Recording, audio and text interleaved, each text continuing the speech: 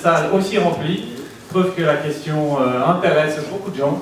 Voilà, on est navré de ne pas pouvoir offrir des conditions de place assise à tout le monde, on a fait ce qu'on a pu.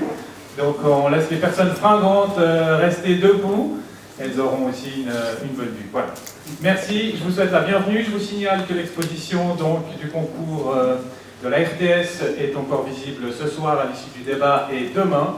Et pour le reste, donc, nous aurons le plaisir début mars d'accueillir le résultat concours d'architecture aux fiches. Mais pour ce soir, l'heure est à l'urbanité. Merci à l'ASIA d'être là et je cède directement la parole au modérateur de ce soir, M. Cédric Van der Poel, rédacteur adjoint de la revue Tracé et membre du groupe de travail des urbanités. Bonsoir messieurs, mesdames, et merci d'être venus aussi nombreux à cette urbanité organisée par la section vaudoise de la SIA. Et donc ce soir, une fois n'est pas coutume, on va aborder un sujet d'actualité, celui du métier d'urbaniste et de son rôle dans la fabrique de la ville. En effet, les grands projets se multiplient. On pense notamment aux projets d'agglomération qui dépassent les frontières institutionnelles pour planifier à plus grande échelle, le PAF à Genève, ou encore le SDOL et Métamorphose dans la région lausannoise. Ces projets questionnent bien évidemment la figure de l'urbaniste. À l'heure de la complexification des projets urbains, de son processus de financement, de sa multiplication des acteurs et de ses contraintes tant juridiques qu'écologiques, on a voulu se poser la question des compétences du métier d'urbaniste, ou plutôt des métiers d'urbanisme. En effet, est-ce que la complexification des projets urbains, à la complexification des projets urbains, ne doit-on pas répondre à une sorte de hyper-spécialisation de la formation? Et c'est du reste une question que se posent de plus en plus souvent les professionnels et les chercheurs. En effet, dans un article que l'on peut lire sur le site Métropolitique, Laurent Matet, qui est géographe de l'Université de Genève et qui lance une nouvelle formation en urbanisme à l'Université de Genève, relève le malaise et le trouble dans le métier. Il souligne en effet que la perte de linéarité du travail d'urbaniste et la segmentation des projets, à chaque étape son appel d'offres, diffusent un sentiment de perte dans la maîtrise du processus long qu'est celui de la fabrique urbaine.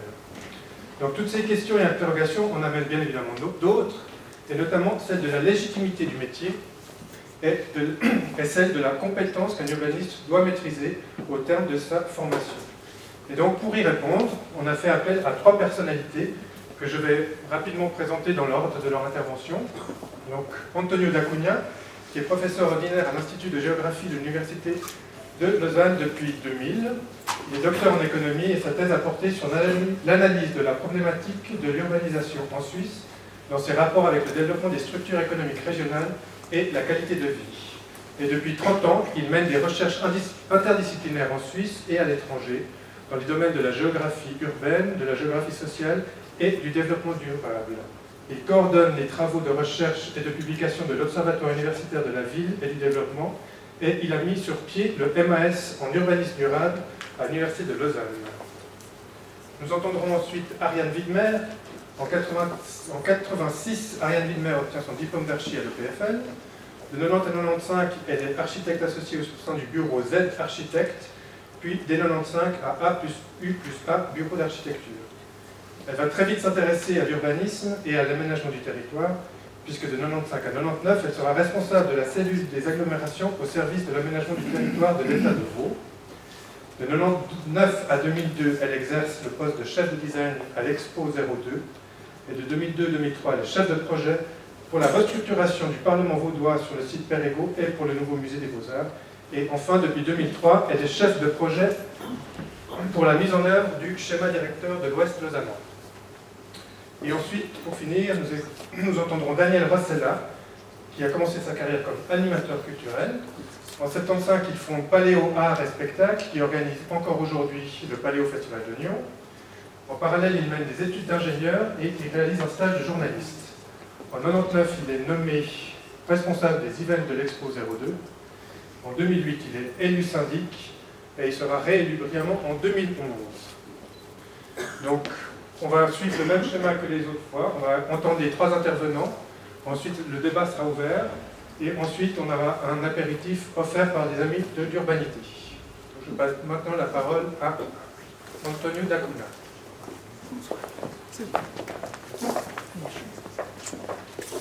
Merci. Bonsoir à tous et à toutes. C'est un plaisir d'être là. J'avais pensé que c'était une assemblée un peu plus intimiste et malheureusement donc mes présentations PowerPoint ne sont pas très adaptées. Les lettres sont parfois trop petites, mais on va essayer quand même de dire l'essentiel. Alors la question qui nous est posée, y a-t-il un urbaniste dans la ville? Ça ressemble fortement à cette autre question qu'on a posée dans un film, y a-t-il un pilote d'un avion? Et je pense effectivement qu'il ne peut pas y avoir un pilote aujourd'hui, un seul pilote d'un avion. L'urbanisme, c'est une affaire de tous, c'est une affaire qui se fait en équipe. Et donc, il faut au minimum qu'il y ait une équipe de pilotage et pas un urbaniste pilote dans cet avion. Il y a un équipage et je vous dis tout de suite que le diagnostic que l'on peut faire par rapport à la conduite des projets me ramène aussi à la question de savoir des difficultés que le pilote peut avoir à suivre sa trajectoire. Et mes griefs vont non pas vers les pilotes, mais probablement par le manque de carburant qu'on a parfois dans cette navigation qui sont les projets complexes. J'y reviendrai peut-être. Donc voilà un peu les idées. Et la question qui est posée renvoie nécessairement donc à deux facettes du travail de l'urbaniste ou à deux dimensions de l'exploration de la question qui nous a posée. La première idée, c'est de concevoir vraiment et d'essayer de voir quelles sont les implications de ce concept-là, de l'urbanisme comme politique publique. Et puis, la deuxième question qui est parallèle à celle-ci, simultanée, c'est celle consiste à savoir finalement quel type de formation, c'est mon métier, d'inventer, de concevoir des formations et de les produire, donc quel type de formation pourrait s'adapter à la nouvelle donne en matière d'urbanisme générée par les politiques publiques qui se mettent en œuvre au fil du temps. J'ai peur toujours de dépasser, ce qui m'arrive très souvent, sauf dans les cours, j'ai 45 minutes, et comme j'ai très peur de ne pas arriver à terme, eh bien, je vous dis tout de suite l'essentiel du propos. Je vais partir de 5 énoncés très simples.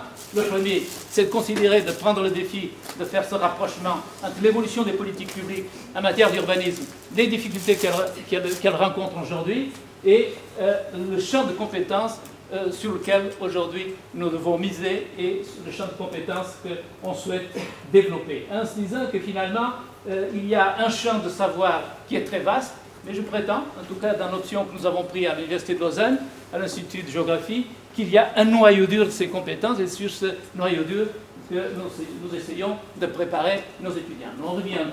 Qu'est-ce que c'est que ce noyau dur? Ensuite, naturellement, la question a été évoquée, l'urbanisme est en mutation. En mutation parce qu'il y a toute une série de défis de complexité. Défis de complexité qui mettent en crise les postulats de la planification traditionnelle et qui demandent d'autres manières de faire. C'est un autre élément sur lequel on va dire donner deux ou trois arguments. Ensuite, à cette situation de crise, à ces défis posés par les multiples complexités, il y a une réponse qui a été inventée par professionnels et chercheurs depuis quelques années. On a commencé à parler dans les années 1970 de cette démarche par projet et je pense qu'elle est toujours d'actualité. C'est le travail que nous faisons. Il y a dans la démarche de projet, dans l'urbanisme de projet, un défi qui est fait à ces changements urbains et au mode d'action collective. Et le projet apparaît comme un dispositif qui permet de construire la cohérence autour des différents phénomènes de complexité d'action urbaine. Quatrième énoncé, une fois qu'on a dit que cette approche par le projet est importante, il devient aussi un élément majeur de la formation que nous développons. Donc c'est un passage obligé des formations d'aujourd'hui et ces formations doivent donc intégrer les capacités d'analyse prospective, à notre avis, et de réflexion stratégique. C'est le changement qui est posé, ce sont des défis qui sont là, et tout à fait évidents pour nous. Ces formations, aujourd'hui, elles doivent encore relever ou évoluer compte tenu d'un certain élément importants. On parlait de pilotage, c'était une équipe, donc la montée en puissance de la fonction de maîtrise d'ouvrage urbaine doit finalement être prise en compte dans l'information. Il y a une importance croissante, ces fonctions de coordination, de pilotage politique et d'organisation des processus participatifs. Et ça, c'est un élément important que nous essayons de développer dans une formation, mais qu'il y a encore beaucoup d'efforts à faire. Le deuxième élément qui est important, c'est d'essayer de mieux articuler les réflexions stratégiques qui sont en cours sur le développement des villes, sur le changement de la ville, sur les pilotages politiques, et c'est les modes opératoires. Et je pense qu'il y a deux éléments sur lesquels les formations sont encore un déficit de connaissances et un déficit dans les plans de cours, ils apparaissent très peu. Ce sont les questions de maîtrise foncière qui sont importantes et de maîtrise financière. Peut-être là que vient le manque de carburant, en tout cas au niveau de la maîtrise d'ouvrage, c'est probablement là un des obstacles de la réussite d'un certain nombre de projets complexes qui se font sur des durées longues. Et ensuite, je pense qu'on doit continuer à travailler sur ce qu'est le noyau dur du métier, le dessin urbain, le design urbain, la composition urbaine, qui me semble un noyau à partir duquel vont se construire toute une série de compétences transversales ou spécifiques, mais ça c'est un noyau dur de la formation que nous devons poursuivre, et vient s'ajouter à ce noyau dur toutes les compétences relatives à la gestion et à la conduite et à la gestion de projets complexes, le urban planning, donc cette gestion de processus d'acteurs dans des cadres qui sont les procédures réglementaires d'urbanisme actuel. Voilà tout ce que je voulais vous dire. Alors, quelques arguments pour alimenter peut-être un peu la réflexion. Je vais aller très vite, naturellement. C'est tout d'abord la question de l'urbanisme. Politique publique, oui.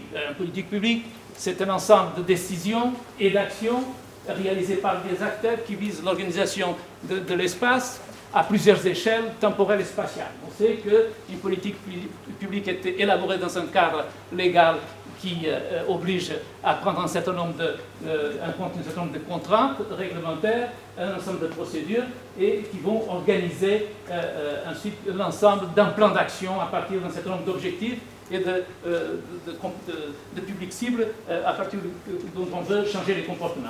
C'est la définition de politique publique et nous devons assumer cette réflexion pour essayer de réfléchir à ce qu'est notre métier.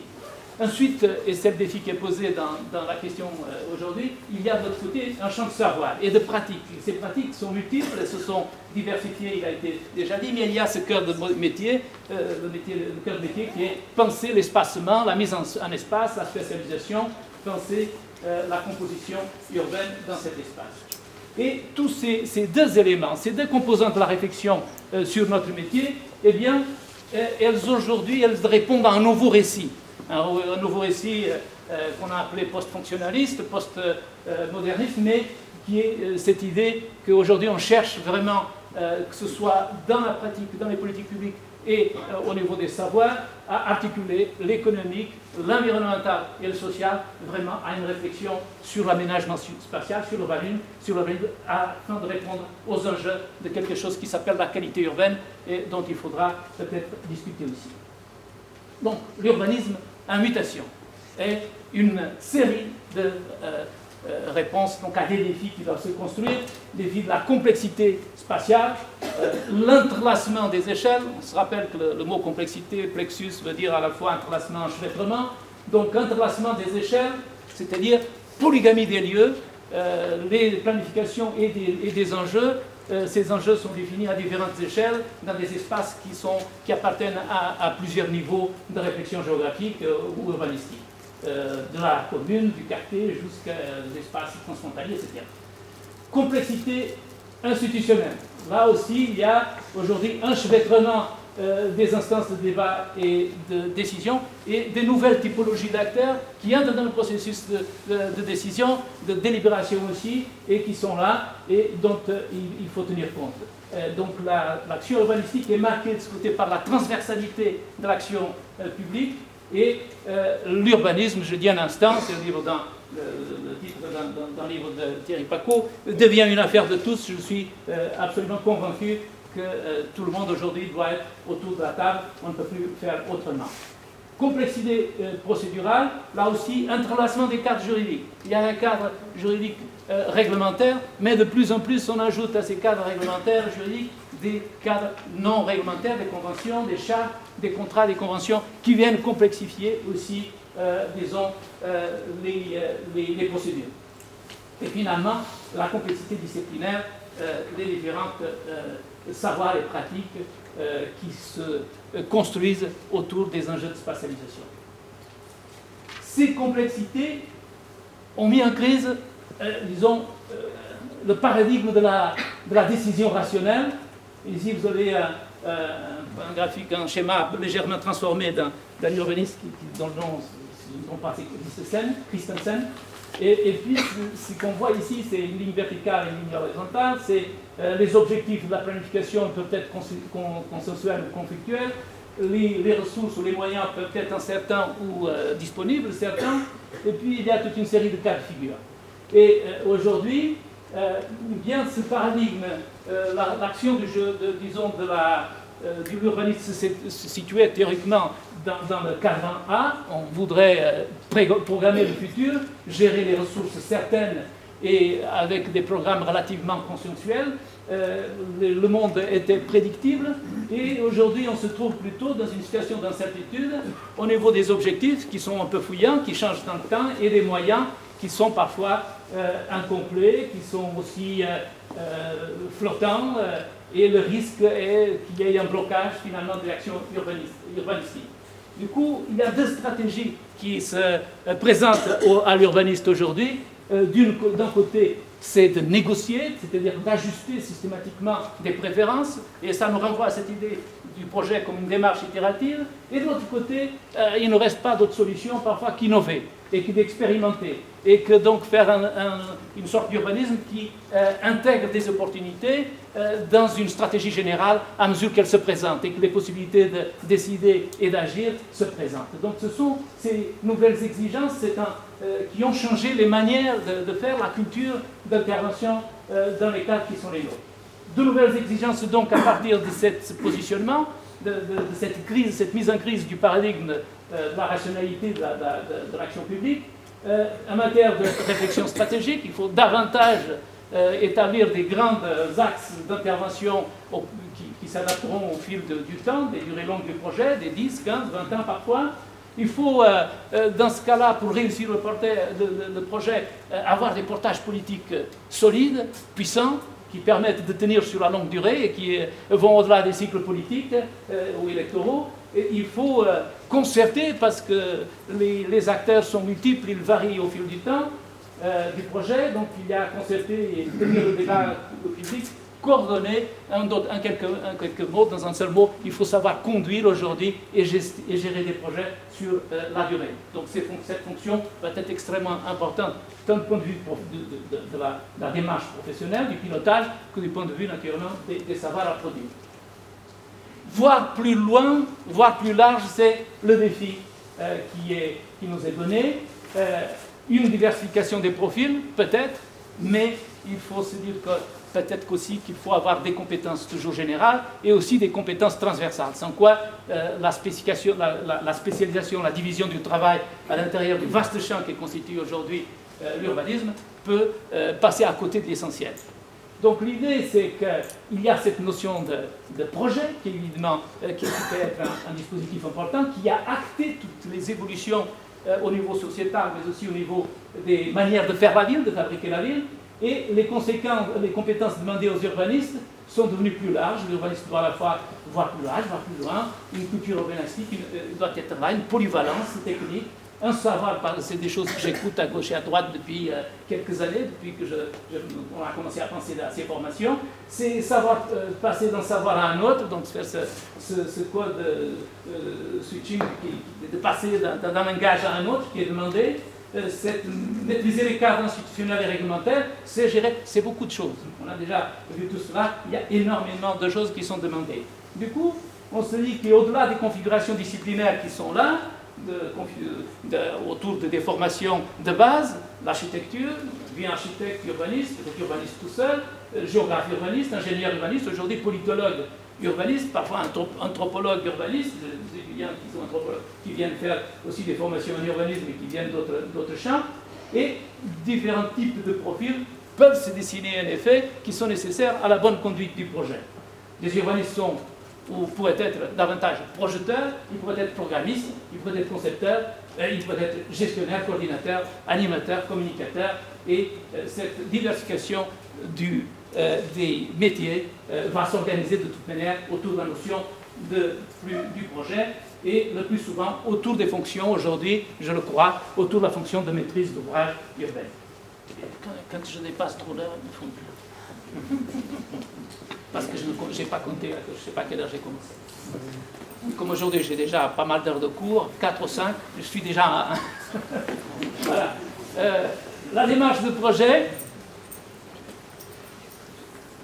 est intéressante parce qu'elle est le point de convergence, effectivement, d'une série de manières qui sont là de faire l'urbanisme. Il y a naturellement l'urbanisme de planification qui a changé à partir des années 60 avec l'introduction des modes de stratégie, des planifications stratégiques, et qui se construisent autour de cette idée d'une vision politique, d'une ambition pour le territoire, pour la ville. Et qui se décline, cette vision doit se décliner ensuite dans un programme, de ce programme dans une stratégie, naturellement, et ensuite cette stratégie dans un programme. C'est un élément important de la pratique urbanistique, cette idée d'une planification stratégique qui fonctionne, qui travaille sur une ambition, sur une vision, sur une image du futur qui est libre de quelque forme que ce soit et qu'ensuite on doit concrétiser dans des planifications plus précises au niveau de chaque lieu. Il y a naturellement l'urbanisme réglementaire qui est là, avec toutes ces procédures de différents types, et naturellement l'urbanisme opérationnel qui doit gérer les processus d'acteurs, les décisions, l'action avec des nuages d'acteurs de plus en plus complexes. Alors, je pense que toutes ces trois manières de faire l'urbanisme aujourd'hui, ces trois champs de compétences convergent vers cette notion de projet. Le projet offre ce point de convergence, il s'inscrit dans cette stratégie, je pense. Il peut s'inscrire, ces modes de faire du projet peuvent s'inscrire dans des objectifs programmatiques. Ils peuvent le transcrire, ces objectifs, dans un cadre, dans un projet spatial. Et finalement, ils expriment, ces projets vont s'exprimer naturellement par des opérations qui sont conduites dans divers registres d'action. Le registre de la stratégie et de sa conduite dans le long terme, il faut tenir le cap.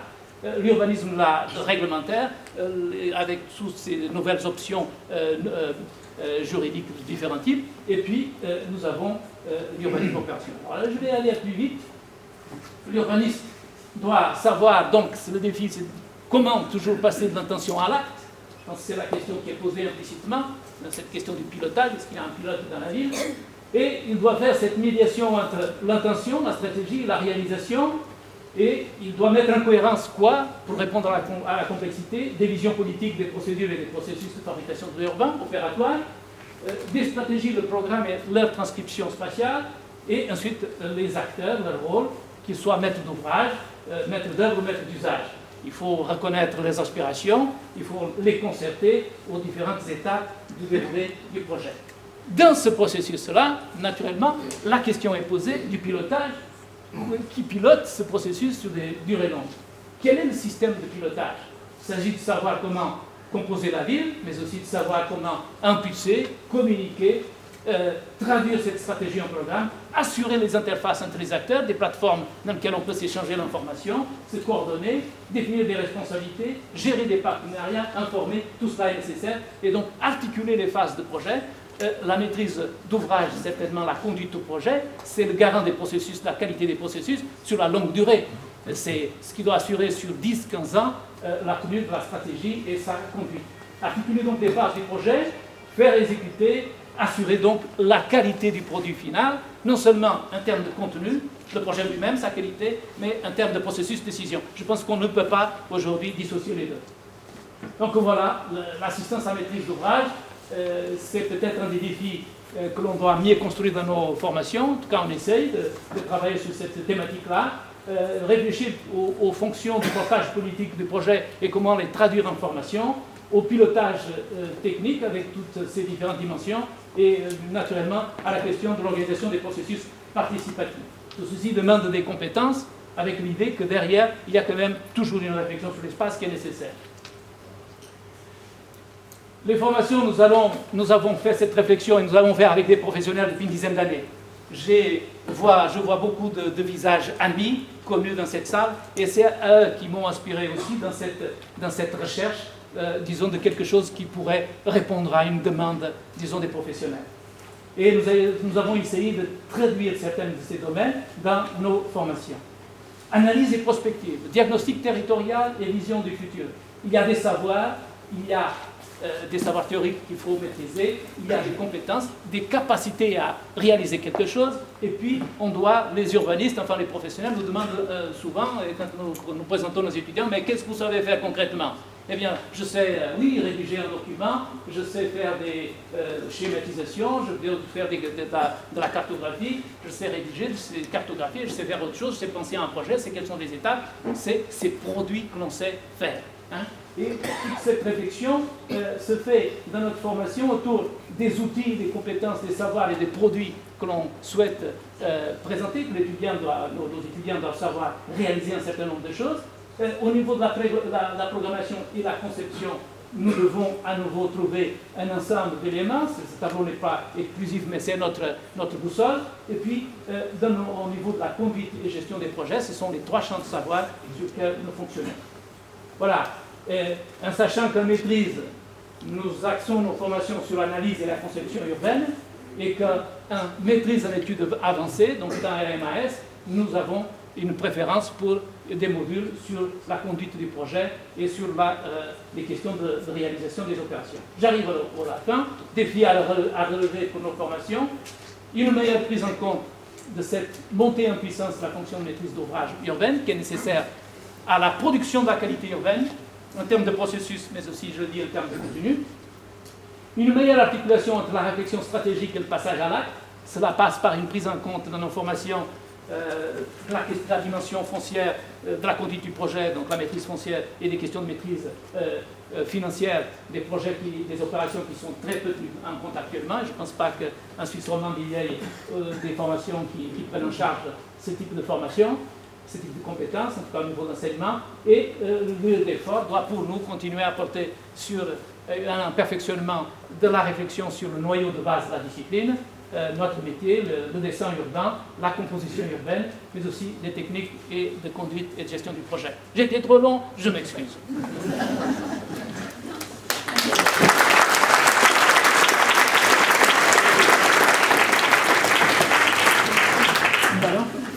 Non. Je passe la parole maintenant à Ariane Villeneuve. Il a... Ça, est-ce que je t'ai piqué? Non, mais oui, ça j'ai besoin. Mais est-ce que je peux parler sans micro? C'est ça parce que toi tu as parlé sans micro. Je l'ai pas dit. Non, mais tu as parlé sans micro.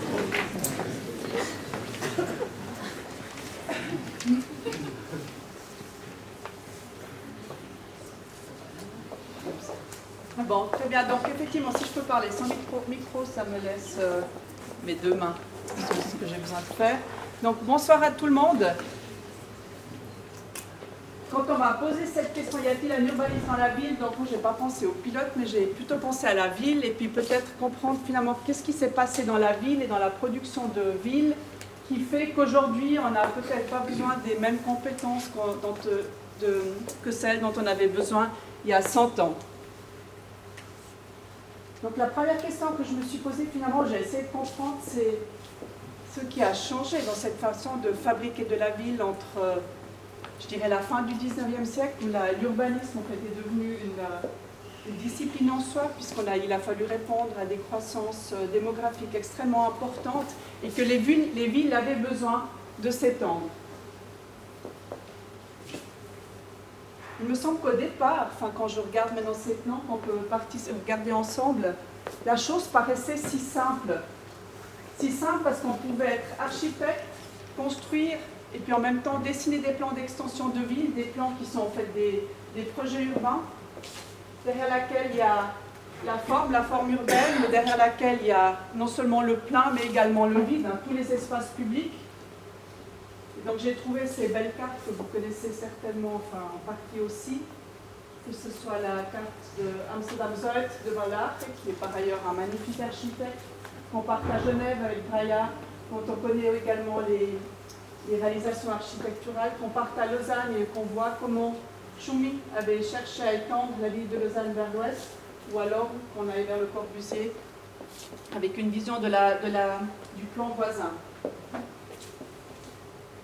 Ensuite, s'est passé une chose, et c'est comme si le mouvement moderne qui nous avait finalement appris à aussi ouvrir les villes au soleil, mais il a provoqué une sorte de dissociation qui était donc implicite au mouvement moderne, mais des fonctions à tel point que tout à coup, le plein est pensé complètement indépendamment du réseau viaire, de la distribution, et ce qui petit à petit, je crois, a provoqué une sorte de dissociation aussi dans le métier d'architecte, c'est-à-dire d'un côté, ceux qui peuvent dessiner des plans de quartier, des projets d'affectation, qui pensent en fonction et en séparation des fonctions, donc en ségrégation. Par ailleurs, les ingénieurs qui nous montrent comment est-ce qu'on accède, comment est-ce qu'on arrive finalement à accéder à une parcelle dans une ville. Et cette façon de faire finalement à laisser de côté la forme urbaine, qui est vraiment passée dans un second plan. Et je crois que c'est vraiment insister sur le fait que tout à coup la rue est devenue une route, qu'elle a eu de moins en moins, il n'y a plus de projet finalement pour cette route, si ce n'est ce besoin de répondre à la sécurité des voitures en particulier ou au besoin de vitesse. Donc en quelque sorte, ce lien fondamental entre le plein et le vide s'est cassé pour finalement entrer dans des logiques complètement sectorielles, et je crois que c'est ça la condition dans laquelle nous sommes aujourd'hui et contre laquelle il s'agit de lutter.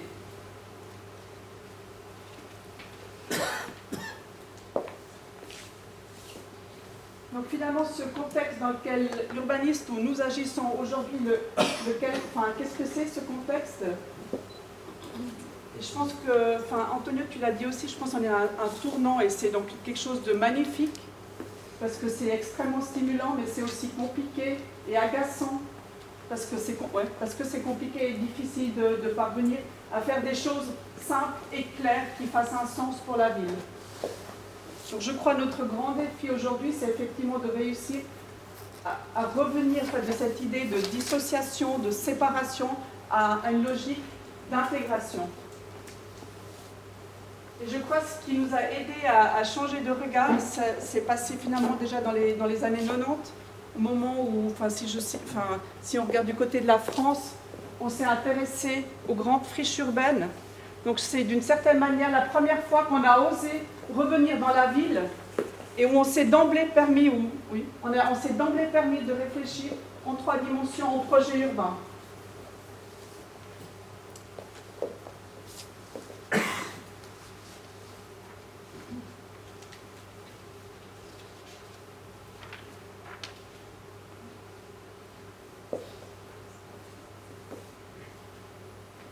Je dirais cette nouvelle époque dans laquelle je pense que nous sommes toujours, puisqu'en fait elle est complètement convergente avec les questions que nous nous posons aujourd'hui, avec ces options de densification vers l'intérieur, ces options de requalifier des territoires déjà enfermés par le bâti, et qui, eux, nous posent effectivement toujours la question sur comment réagréger, réassembler des territoires qui ont été morcelés, fragmentés, dissociés aussi dans les fonctions.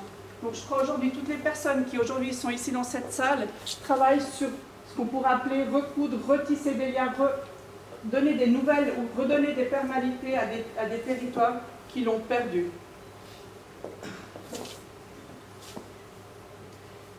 Et donc je crois que l'urbaniste qui travaille aujourd'hui dans la ville, il est vraiment confronté à ces deux enjeux particuliers qui sont vraiment ses missions premières. C'est d'abord de mettre en mouvement un processus qui rende possible cette transformation, cette réagrégation des éléments. Et deuxièmement, je crois qu'il doit mettre en place, ou participer, selon la position qu'il a, à un jeu d'acteurs qui permet de relever ce défi et de mener ces luttes qui sont à mener. Maintenant, pour revenir à la question de la compétence, donc Antonio, tu l'as dit, je pense qu'on va utiliser les mêmes termes, c'est celle de la polyvalence, des compétences multiples, des moyens qu'on a pour s'y retrouver dans une situation complexe.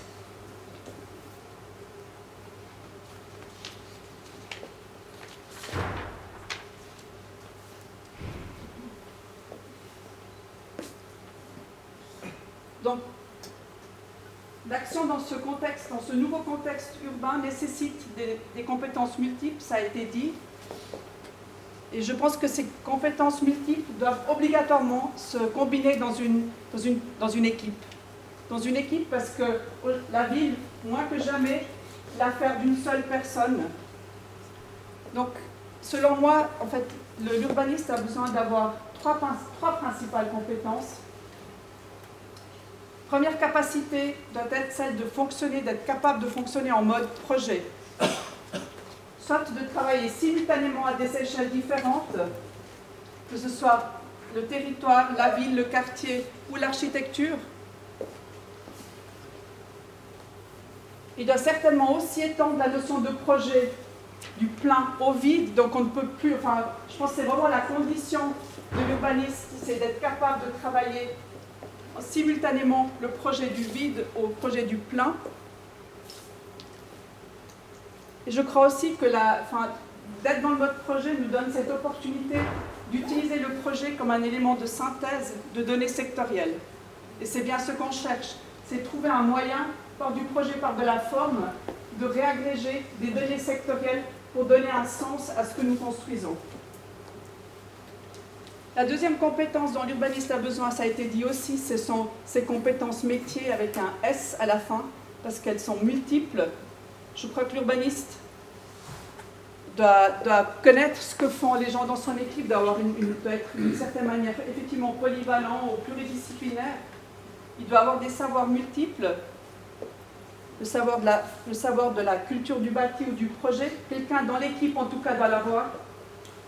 Le domaine de l'ingénieur, la mobilité, l'environnement, l'urbaniste doit le comprendre et pouvoir composer avec. Comme il doit évidemment aussi avoir cette capacité de travailler avec le politique, qui à un moment donné sera le porteur du projet, puisque c'est lui qui le défendra à un moment donné quand le technicien, lui, doit se retirer.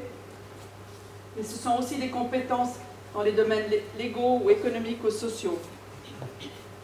Donc effectivement, cette capacité de collaborer avec d'autres disciplines, toutes ces disciplines qui ont finalement une action sur le territoire, et puis cette capacité de la synthèse, je le disais, mais aussi de la pesée des intérêts. Donc de fonctionner dans un mode transdisciplinaire. La troisième compétence, c'est la compétence que j'appellerais processus acteur, avec, je crois, un intérêt très fort pour le collectif. Je crois que l'urbaniste, son corps doit battre pour l'intérêt collectif. Il doit avoir cette compréhension de la temporalité du projet global, d'être tantôt dans une situation d'analyse, ensuite de stratégie, d'action, de bilan et d'itération pour revenir finalement à un nouveau point de départ. Il doit comprendre dans quel jeu d'acteur il est, dans quelle position il est dans ce jeu d'acteur. Ce qui évidemment est aussi à faire avec la communication, se parler et se faire comprendre. Et je crois l'essentiel aussi, et ça c'est vraiment, je pense, la différence avec l'architecte qui se sentira surtout architecte avec un grand A, c'est qu'il n'est en tout cas pas le seul acteur à agir dans la ville, puisqu'il est par définition dans un groupe infiniment plus large avec lequel il doit interagir. Ensuite, qui dit équipe de projet, dit évidemment conduite de projet, tu l'as dit aussi. Et cette conduite de projet s'organise selon des modalités différentes, selon les cas de figure. Il n'y a pas de projet urbain complexe sans jeu d'acteurs tout aussi complexe, je le disais, politique, technique, spécialiste, etc. Maintenant, pour en venir à la qualité de cet urbaniste que nous cherchons à définir ce soir, je crois encore qu'il doit être capable de se positionner dans ce processus de projet, il doit savoir où il est, quel chemin a été fait, puis quel chemin reste encore à faire, qu'il ait cette compréhension de cette temporalité, de ces étapes.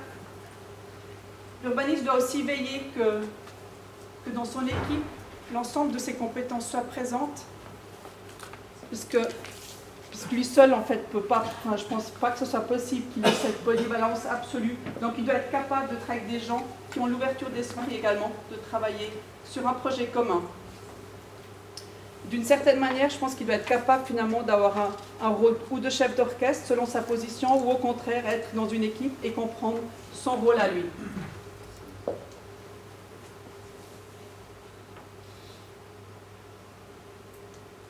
Maintenant, encore un mot par rapport à la formation, ensuite j'en aurai terminé.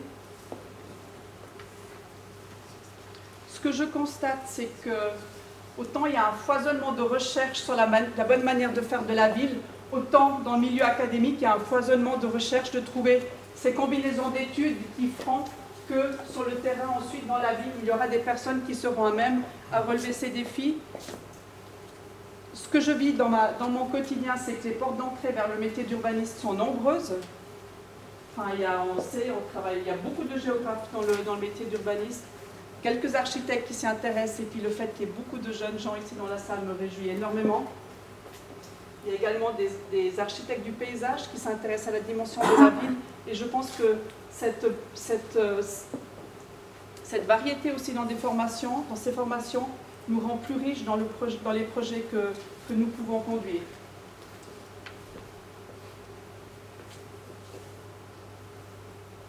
Et puis pour terminer complètement, j'aimerais dire que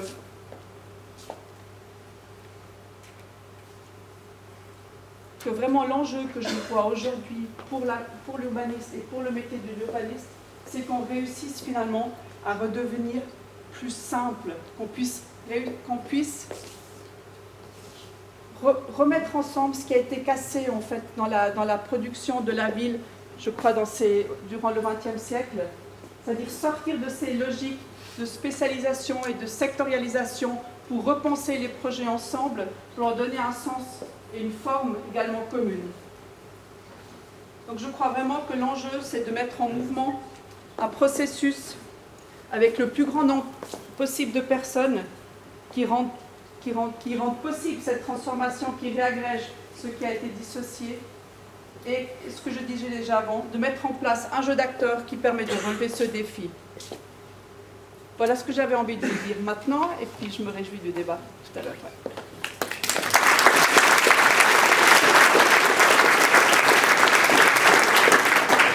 Je passe la parole maintenant à Daniel.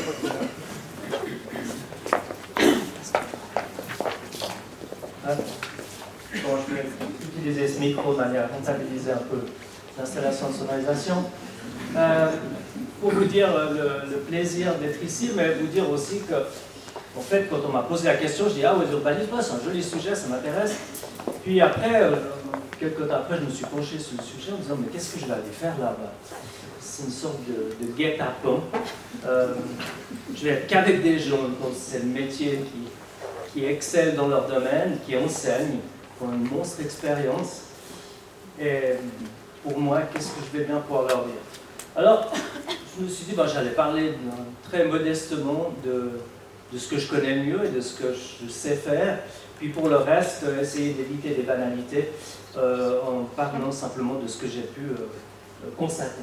Alors, je vais vous parler de Paléo. Ça paraît bizarre, mais pourquoi? Parce qu'en fait, Paléo, c'est une ville de 50 000 habitants, une ville éphémère, et qui a un laboratoire extraordinaire puisqu'on la réinvente chaque année.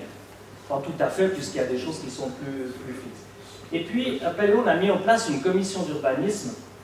Mais oui, c'est une commission agricole, notez bien. Hein. Mais c'est important, on a 85 hectares de terrain agricole. On doit traiter avec 18 agriculteurs et propriétaires différents. Puis quand on parle avec un paysan, il faut avoir le langage de l'agriculteur, sinon on ne va pas se comprendre. Et par rapport à la construction de Paléo, bien, évidemment, on a dû imaginer un certain nombre de choses. Pourquoi? Parce qu'on a appris de nos erreurs. Et je vais essayer de vous expliquer ça en 2 minutes, mais rassurez-vous, je reviendrai un petit peu après sur le rôle de syndic ou ce que j'ai pu observer depuis 6 ans. Je disais, ville éphémère sur 85 hectares pendant 6 jours.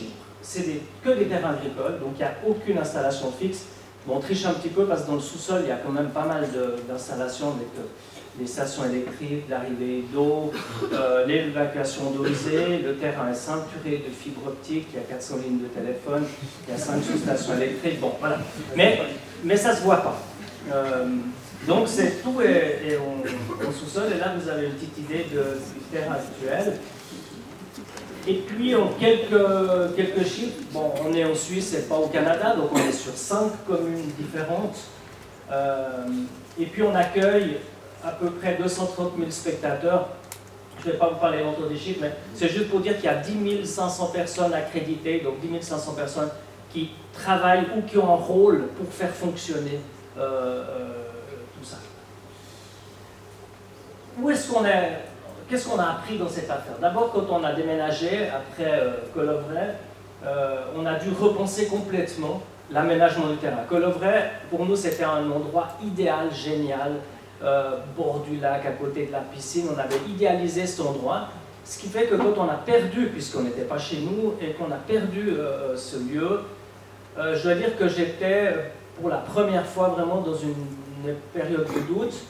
Ce que j'ai appris aussi, c'est que j'avais, à ce moment-là, une approche plutôt négative de tout ce qu'on pouvait me présenter d'autre. Parce que j'étais en phase un peu nostalgique de ce qu'on allait perdre, et tout ce que je regardais d'autres, tous les autres terrains que j'observais, ils étaient pas assez bien. Il y a eu tout d'un coup un déclic, et c'est là que je me suis dit qu'il fallait vraiment changer d'approche. Et au moment où j'ai eu une approche plus positive, tout d'un coup, oui, il y avait plein de nouvelles choses qui étaient possibles, et c'était extraordinaire de réinventer quelque chose. C'était une expérience assez difficile, mais extrêmement intéressante. Et on avait essayé de refaire à Lens ce que nous avions à Colovray. Mais à Colovray, il y avait des arbres, on avait adopté un peu le terrain, on avait un peu dompté les éléments de ce terrain pour mettre la scène en endroit, pour utiliser tous les forêts, les arbres et tout ça. Et puis là, c'était différent, il fallait recréer le modèle. Et je me rappelle, j'avais fait venir un copain qui était architecte de Bordeaux, en lui disant « Qu'est-ce que tu me proposes? Qu'est-ce que tu vois ça ?» Puis il dit « Mais c'est vrai, il est génial, il est idéal, la seule chose qui manque, il a un effet très corridor. Et comme on avait à Colovray un bosquet, il faut remplacer ce bosquet. D'où l'idée de mettre ce forum. En fait, ce forum, il est juste là pour couper cet effet corridor. Et puis pour le reste, il manquait des arbres, donc on a planté plein d'arbres ici, on en a planté quelques autres là, puis on a mis un petit peu d'eau pour rappeler que, ma foi, on allait s'ennuyer du lac, mais c'était pas là. Et tout ça, ça fonctionnait finalement très bien. Et puis ensuite, on a agrandi. Et on est passé d'à peu près 5 hectares, à Colovray on avait 3 hectares, on est monté à 5, puis d'un coup, là on est arrivé aujourd'hui à 15 hectares, mais on a eu une phase intermédiaire où tout d'un coup on avait un gros problème. C'était très difficile, ça ne fonctionnait plus. Parce que de passer d'un village à une ville, il ne suffit pas d'allonger les routes, il ne suffit pas de rajouter des bâtiments de chaque côté de la route qu'on a allongée, ça ne marche pas. Et tout d'un coup on s'est rendu compte qu'en fait, ce n'est pas parce qu'on avait agrandi le verre qu'il suffisait de rajouter de l'eau avec la même quantité de sirop, ça ne marchait pas. Donc il fallait inventer autre chose. Et c'est là qu'on a créé cette commission d'urbanisme, pour s'interroger, se dire mais pourquoi notre système ne fonctionne pas? Et c'est là qu'on s'est rendu compte qu'en fait, une ville, c'est des quartiers. Un village, c'est un centre.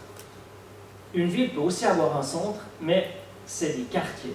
Et ces quartiers devaient vivre pour ne pas être de la banlieue. Donc il fallait inventer des quartiers et pas créer de la banlieue. Et c'est comme ça que nous avons imaginé des quartiers avec chacun une identité. Ici, c'est le quartier des Alpes qui doit être bucolique, c'est une zone de décompression où on a mis des installations plutôt poétiques. On a fait le village du monde, consacré chaque année à une autre thématique, en ayant à la fois de la nourriture, des boissons, des animations, de la décoration qui est liée à cette thématique choisie avec évidemment de la musique au premier, mais beaucoup d'autres choses. On a créé ici le quartier de la Terrasse, qui est plutôt le quartier commercial, entre guillemets. C'est l'endroit où il y a tous les sponsors, où il y a des marques, où il y a de la publicité, alors qu'ailleurs, elle est beaucoup plus modeste. Ensuite, on a créé le quartier d'Orio, où on a mis toutes sortes de nourritures qui viennent de tous les pays d'Asie. Le quartier latin, qui nous permet aussi une autre diversité de nourriture. Et puis là, on a créé le quartier de la Ruche avec les arts du cirque et de la rue. On a fait la même chose que le camping après, où on a créé la place, puis ensuite le pont. En fait, ce qu'on s'est rendu compte, c'est que si on ne prenait pas en compte tous ces éléments-là, on avait des problèmes avec nos spectateurs. Qu'est-ce qu'on a dû prendre en compte comme éléments? D'abord, les éléments forts. Les éléments forts sont les scènes, parce que tous les gens ont envie d'aller à un moment ou à un autre voir un spectacle. Il y en a d'autres, notamment les WC, et que ça permet de contrôler le flux des spectateurs sur le terrain. Ce qui est important, c'est d'avoir aussi un équilibre entre les zones de concert, les zones de rencontre, les zones de convivialité et les zones de décompression, et puis de bien analyser tous les éléments qui sont liés au déplacement des spectateurs, parce que c'est un élément de sécurité extrêmement important. On a aussi fait une charte lumière, une charte sonore, pour que, par exemple, il n'y ait pas une escalade de la lumière des sponsors, parce que chacun doit être plus lumineux que l'un que l'autre. Et donc on a mis une charte lumière avec une mesure de contrôle pour le son aussi, parce qu'autrement tout le monde veut mettre du son, alors que si on veut profiter des concerts, eh bien, il faut avoir des zones où il n'y a pas de son. C'est-à-dire pas avoir peur du vide, pas avoir peur des endroits. Au début, on avait une densité extrêmement forte sur le terrain du festival et on avait peur du vide. Et là, tout d'un coup, on s'est dit non, c'est une erreur, il faut des endroits où il y a du vide. Et puis l'offre de nourriture et boissons, parce que c'est aussi un élément qui est déterminant avec ce qu'on appellerait le mobilier urbain et le type de mobilier, le type d'installation pour essayer de faire ça. Donc on a fait une commission d'urbanisme avec toutes les parties, toutes les personnes concernées. Bon, on a un architecte, on avait un décorateur qui avait fait des études d'urbanisme, on a un ingénieur, mais tous les autres, ce sont des gens, il y en a un qui est maçon, il y en a un qui est technicien, il y en a un qui a fait l'école hôtelière et tout, et l'addition de tous ces gens qui se mettent ensemble, la seule interdiction, c'est d'aller dans le détail, et puis de parler que de son problème. Mais d'amener tout ça, et c'est ce groupe, on est une vingtaine de personnes, qui avons travaillé là-dessus, qui nous voyons chaque année pour faire le bilan de l'exercice écoulé et voir qu'est-ce qu'on peut améliorer, qu'est-ce qu'on peut changer, qu'est-ce qu'on peut faire, où sont les points hauts, où sont les points bas, comment on travaille. En fait, finalement, c'est assez extraordinaire chaque année de pouvoir inventer une nouvelle ville. Et ce qu'on a pu voir, c'est qu'il y avait des tas de valeurs ajoutées. On ne vend pas un seul billet de plus avec ça. Peut-être qu'à la fin, oui quand même, parce que le cadre, il devient un élément extrêmement important du festival, au-delà de la programmation, et le fait d'avoir des décorations, des installations artistiques, des animations, des éléments qui fassent que les gens se sentent bien, ça fait qu'on a une fidélité extrêmement forte au festival, avec une dimension sociale qui dépasse largement le potentiel réel du nombre de spectateurs par rapport à la programmation. Donc voilà, pour les éléments forts, c'est juste une petite image de la scène, et puis les quartiers, ben voilà, on a en plus ce qu'il fallait dire, qu'il fallait renforcer non seulement l'identité des quartiers, mais également la promotion de ce qu'il y avait dans ces quartiers. Je vais parler en quelques minutes, si vous voulez bien, de Nyon, ma ville. Alors le mot mutation a l'air à la mode, je le reprends, parce que effectivement Nyon est une ville en mutation de manière assez incroyable. Et puis, la question, je suis obligé d'essayer d'y répondre, puisqu'on m'a invité pour vous dire ce qu'il y a un urbanisme dans la ville. Alors moi, j'aurais donné un autre titre, je vous le donnerai plus tard. En fait, d'abord, je pense que dans une ville, tout le monde se considère un peu comme urbaniste sans savoir combien ça veut dire. Alors, il y a toujours les conservateurs, et je pense que tout le monde est à un moment ou à un autre un peu conservateur, même les jeunes, sur certains sujets. Et donc, il y a des conservateurs, évidemment, pour qui il faudrait que rien ne change. C'est la nostalgie du bon vieux temps. Et il y en a d'autres qui voient le futur que quelque chose d'extrêmement positif, mais enfin, c'est quand même un peu des illusions, parce qu'on sait qu'il faut quand même du temps. On a vu que dans les nouveaux quartiers de Nyon, il a fallu presque 20 ans avant qu'il y ait une vie sociale à peu près correcte qui s'installe. Donc le neuf facilite pas toujours le contact et le lien social, et ça c'est un élément probablement à prendre en compte. Et puis évidemment, il y a toujours les politiques. Je pense que dans beaucoup de politiques, il y a le rêve du bâtisseur, le rêve de celui qui va laisser quelque chose. Alors évidemment, il se pense aussi un peu urbaniste, bien sûr. Si j'avais qu'une chose à dire, c'est que je pense que l'urbanisme l'urbanisme en tout cas doit être partagé. Alors, dans le cadre de Nyon, ville plus que millénaire, qui a le charme historique et l'histoire fait, c'est comme un feu de cheminée, c'est comme une vieille ferme et autres, il y a un certain cadre, il y a quelque chose d'attachant, puis en même temps, c'est pas toujours si facile que ça, surtout quand on doit construire une ville dans la ville. Ça veut dire qu'il y a déjà tout plein de choses à faire, et la densification, comme elle est évoquée, je peux vous dire que si vous mettiez ça au vote, que vous auriez un net refus. Qui c'est qui aimerait qu'on densifie? C'est comme demander à des gens s'ils sont d'accord de se serrer beaucoup plus dans le même appartement. Je peux vous dire que le résultat il serait à peu près connu d'avance, d'où la difficulté de faire passer un certain nombre de projets. il y a des phases, bien sûr, on peut rêver, dessiner. Une ville, c'est un moment extraordinaire. Puis ensuite, il faut la construire. Puis surtout, après, il faut l'habiter. Et je pense que chacun doit y penser à ces différentes phases. En précisant que quand une autorité politique, municipale, syndic ou autre arrive, il est en tout cas pas devant une feuille blanche. Il y a déjà plein de choses qui ont été écrites. Et pour vous donner une idée, moi, ça fait 6 ans. Et par un immeuble qu'on a pu inaugurer, un immeuble d'appartement protégé, donc je suis assez content. Tout le reste, je fais que poursuivre des projets qui ont été décidés par d'autres longtemps avant. Certains depuis 10, 20 ans. Et qu'on doit simplement accompagner ces projets. Donc on n'est en tout cas pas devant une feuille blanche. Puis après, il y a la planification. Je pense qu'il y a peut-être la moitié des éléments planifiés qui se réalisent. Tout le reste, c'est lié à des accidents ou des opportunités, des coups d'accélérateur ou des coups de frein qui font que tout d'un coup, c'est des projets qui vont avancer, qui vont se développer d'une manière complètement différente que ce qui avait vraiment été planifié. On a actuellement 23 plans de quartier, je ne sais pas si c'est la bonne solution les plans de quartier, ça met ça sur notre débat. 23 plans de quartier ouverts, et bien ceux qui avancent, ce n'est pas forcément ceux qu'on aurait voulu. Parce qu'il y a plein d'autres éléments qui rentrent en ligne de compte. Le cadre de vie, tout le monde se gargarise, enfin la qualité de vie, ça c'est le gargarisme absolu, puis le cadre de vie aussi. On en parle. En fait, ce que je pense que les autorités peuvent essayer d'offrir, c'est un cadre de vie avec des logements, des équipements communautaires, et puis bien sûr tous les services qui vont avec, mais ça ne fait encore pas la qualité de vie. C'est pas parce qu'on a toutes des constructions qui sont bonnes, même avec des appartements qui sont bien faits et tout ce que vous voulez, c'est pas encore la qualité de vie. Et c'est là qu'on doit s'interroger, et c'est l'espace public, évidemment, c'est un élément essentiel de l'urbanisme, qui est un peu trop souvent oublié. L'espace public, comment est-ce qu'on va l'habiter?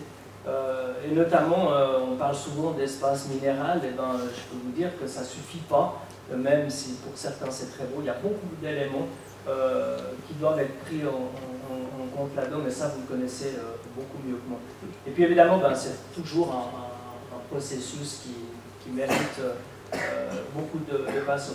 Ça, c'est le plan de Nyon. Et là, ce qu'on voit, on a une chance, c'est qu'on a à peu près pu éviter d'être une ville dortoir. Pas parce qu'un urbanisme génial a été imaginé à Nyon, mais parce qu'il y a eu un investissement extraordinaire d'un tissu associatif fort, grâce à l'identité des gens qui ne voulaient pas que Nyon devienne une ville dortoir. Et c'est la dimension culturelle qui a été extrêmement forte pour que Nyon ait son identité au-delà des constructions et de la manière dont les choses ont été construites, et sur la manière dont les gens se sont investis dans le domaine sportif, social, culturel, qui aboutit à une certaine identité, une certaine qualité. Voilà, ce que je pourrais dire encore, c'est que si ce ne sont pas les autorités et les gens qui construisent la ville, donc les urbanistes ou les autres services, en fait, ce sont souvent les promoteurs qui vont faire la différence. Parce qu'ils appellent tous les matins, quand ils sont sur un plan de quartier ou un projet. Ils appellent, et ils font avancer leur dossier, et pendant ce temps, au détriment de quoi? Des projets municipaux. Ceux qui n'avancent pas à Nyon, c'est les nôtres. Parce que c'est plus compliqué, parce qu'on a de la difficulté dans une structure de projet, parce qu'il y a des tiraillements entre un service et un autre, et puis on n'a pas l'habitude de travailler comme on est propriétaire. C'est-à-dire on ne sait pas être propriétaire. Et ça, c'est un élément un peu difficile. Et puis pendant ce temps, les autres projets, on a des gens en face qui savent exactement ce qu'ils veulent. La rentabilité, bien sûr, mais qui savent ce qu'ils veulent. Donc eux, ils avancent, et puis évidemment, ils nous doublent, et ils vont plus vite que nos projets. Ce qui est sûr, c'est qu'il faut une vision. Alors c'est un bien grand mot, mais il faut une vision. La vision de l'urbaniste, elle est utile, nécessaire, importante, mais la vision d'un urbaniste tout seul, il ne va pas aller loin. La même chose un peu pour une vision d'un homme ou d'une femme politique. Je pense qu'il doit y avoir un partage de la vision entre un certain nombre de gens, sinon il n'y a aucune chance que ça fonctionne. Et puis, c'est vrai que j'ai eu la chance d'aller dans 2-3 villes, on ne prend pas longtemps, 2-3 villes où j'ai entendu des gens dire le maire a été visionnaire, parce que tout d'un coup, d'abord, son général, c'est qu'il a été pendant un certain temps, mais il a réussi à donner une impulsion parce qu'il a bénéficié d'une certaine légitimité. Si vous prenez les 4 villes qui ont accueilli Expo, vous pouvez voir la différence, ce qui reste à Neuchâtel, ce qui reste à Vienne, ce qui reste à Morat, ce qui reste à Elberlo. Il y a une seule ville qui a vraiment profité de l'Expo, c'est Vienne, et c'est quand même un peu grâce à Hans Stöckli. Donc je pense qu'il y a un mélange, il doit y avoir un attelage avec à la fois des politiques visionnaires, mais ils sont assez rares, et des gens techniciens qui amènent tout leur savoir pour que ça fonctionne. Puis en fait, c'est comme ça que moi j'aurais intitulé la conférence de ce soir, c'est le pouvoir de l'urbanisme ou l'urbanisme du pouvoir. Qu'est-ce qu'on veut et comment ça s'équilibre? Il y a des villes où il y a des urbanistes qui ont marqué leur ville parce qu'ils étaient avec des municipaux qui étaient d'accord de suivre une certaine voie. Puis il y a d'autres situations où c'est une autorité visionnaire qui a réussi à s'entourer de gens très compétents pour réussir à dessiner quelque chose et à laisser une trace forte dans la vie. Je vous remercie beaucoup de votre attention.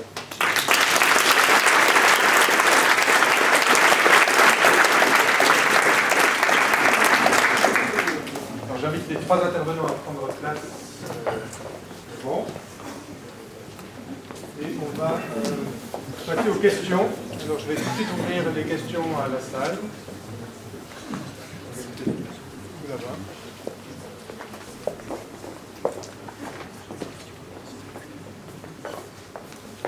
Bonsoir. Merci pour les 3 présentations. Il y a un thème que j'ai vu revenir, c'est-à-dire que M. Takunia l'a déjà annoncé avec une phrase. C'était l'urbanisme est une affaire à tous. Et M. le syndic il a répété encore que tout le monde veut être l'urbaniste. Donc je pense que c'est un des plus grands défis de l'urbanisme. Est-ce que c'est, on l'a vécu encore récemment à Lausanne, qu'on ne peut pas construire une tour comme ça parce qu'il y a des rotations, etc. Est-ce que ça veut dire que les urbanistes ici sont moins bien qu'à Copenhague où on peut construire des très grands projets comme ça? Ou est-ce que c'est le processus qui n'est pas capable de sélectionner les bons projets dans les concours, etc. Ou est-ce que c'est la politique qui bloque à créer des projets d'urbanisme simples? Je veux vous entendre.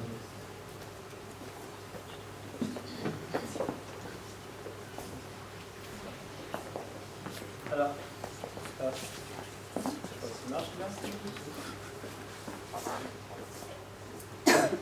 Voilà, on va y arriver. Peut-être juste un mot. D'abord, c'est vrai que Copenhague a pu faire plein de choses, c'est vrai, il y a d'autres endroits aussi. En Suisse, on est particulièrement compliqué, disons-le. Ce que je pourrais retenir, c'est qu'en fait, il faut savoir vendre le projet, et quand on veut aller vite, parce que les projets sont toujours longs, et quand on veut aller vite, en général, le temps qu'on croit avoir gagné avant la présentation du projet, on le perd après ou au moment de l'implémentation du projet. Je m'explique. Il faut un partage de vision, il faut une concertation. On est dans un mode de recherche d'un certain consensus qui ne veut pas toujours dire le plus petit dénominateur commun, et effectivement, à chaque discussion, on enlève un étage. Mais je pense qu'effectivement, aujourd'hui, surtout dans un milieu urbain existant, c'est extrêmement difficile d'arriver avec des projets très audacieux. Et plus on veut amener de l'audace, plus il va falloir faire preuve de patience et faire du marketing. Ça veut dire pour vendre le projet, puis prendre le temps d'expliquer, puis prendre le temps d'écouter. Donc effectivement, c'est des phases de consultation. Je pense que quand on construit en dehors de la ville, ça veut dire un nouveau quartier, c'est beaucoup moins difficile. Là, on a d'autres problèmes, mais ce n'est pas un problème de surface d'assolement et tout le reste. Mais ça, c'est un autre problème.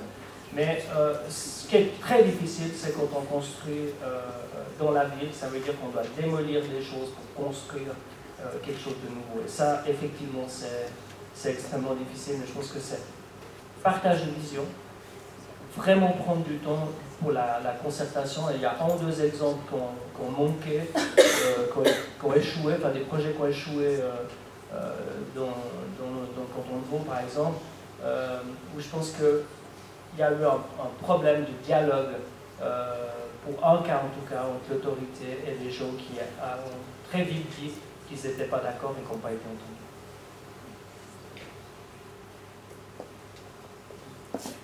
J'ajoute une petite chose. Oui, il y a des blocages souvent dans les projets. Comment dire? On est dans des situations assez difficiles. Bon, il arrive parfois qu'on doit arriver jusqu'au référendum. Et je pense que c'est le jeu de l'urbanisme participatif et il faut l'accepter jusqu'au bout. Il faut accepter parfois de perdre dans un débat et j'estime que parfois aussi il faut construire une victoire de ce type-là. Au bout d'un débat, mériter la décision qui sera donnée. Nous vivons dans un pays magnifique qui est une démocratie plus approfondie que dans d'autres lieux que l'on peut connaître. Les choses vont jusqu'au bout. Je pense que par rapport à ces questions d'opposition, il faut jouer le jeu jusqu'au bout. Mais il ne faut jamais refuser de tenir, il faut avoir le courage. Les élus, il y a des élus courageux, il faut tenir le débat jusqu'au bout. Et s'il faut, parfois, il faut accepter que ce débat ne va pas dans le sens que l'urbaniste peut souhaiter. Il y a une autre question. Je pense que nous devons prendre bien plus au sérieux la question des processus participatifs et travailler mieux en amont du partage du récit urbain qu'on veut construire, de la transformation que l'on veut faire, de la qualification des territoires, travailler davantage. Je pense qu'on a fait beaucoup d'amateurisme dans le domaine de la participation. Malheureusement, je pense aujourd'hui que l'habitant ne peut pas toujours être le concepteur, justement parce qu'il y a des compétences professionnelles qui doivent être là. Les habitants peuvent avoir des professionnels qui font la maîtrise, l'assistance à maîtrise d'usage. Et je pense que c'est bien que ce professionnalisme se développe dans les différents domaines. Et si aujourd'hui il y a des oppositions, c'est que parfois les oppositions, ce que j'ai remarqué dans la petite expérience que j'ai pu observer, c'est que parfois ces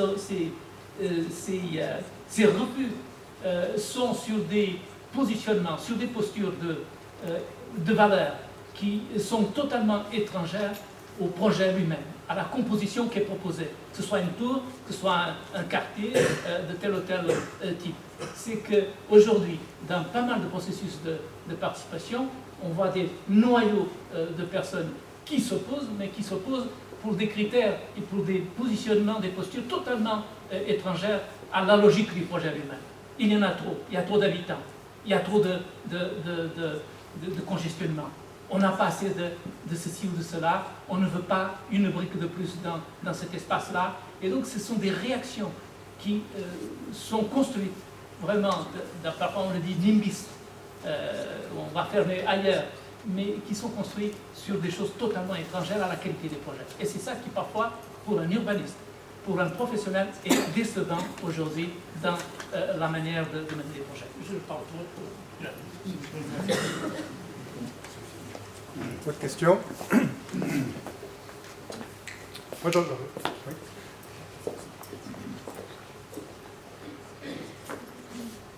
Bonsoir.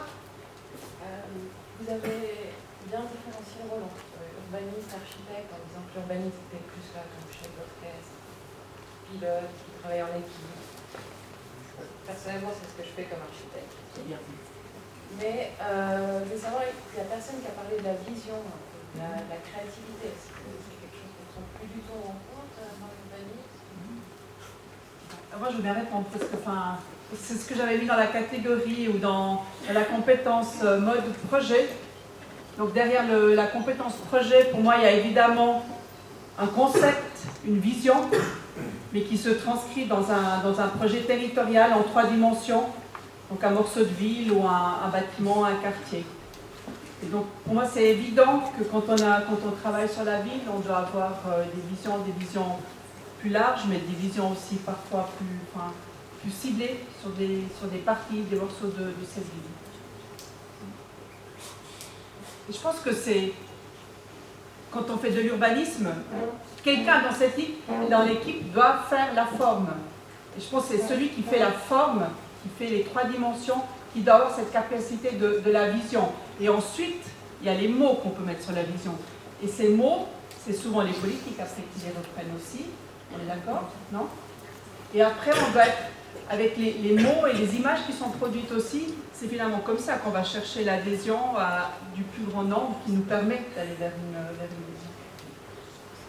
Si je peux juste ajouter un point, je pense que dans les cours, dans les formations, il y en a une qui devrait exister, c'est le marketing, et c'est la capacité de faire rêver. Si un urbaniste invite au rêve, sait faire rêver au moment où il parle de ses projets, il va le transmettre aux politiques qui lui va vendre. Il faut savoir que quand vous avez un technicien qui connaît très bien son sujet et qui le présente aux politiques, 8 cas sur 10, le politique va reprendre le 30 à 40% de ce qu'il a compris pour essayer d'aller le faire passer un peu plus loin. S'il rêve, s'il y a de l'enthousiasme, s'il y a du partage, eh ben, le politique il doit faire le relais. Il va être plus convaincu et par conséquent plus convaincant. Et je pense qu'il y a un côté vulgarisateur qui est extrêmement important de ces différents corps de métier. Il faut être capable de faire comprendre aux politiques et de faire comprendre aux citoyens qui ne sont pas plus bêtes que ça, mais qui ne sont pas forcément de ce métier. Donc de grâce, éviter les aspects très jargonneux qui montrent que vous savez tout, et plutôt essayer de partager une envie, partager un enthousiasme, et comme ça il va être communicatif. Et je pense qu'après on a bien plus de chances d'être capable de vendre des bons projets.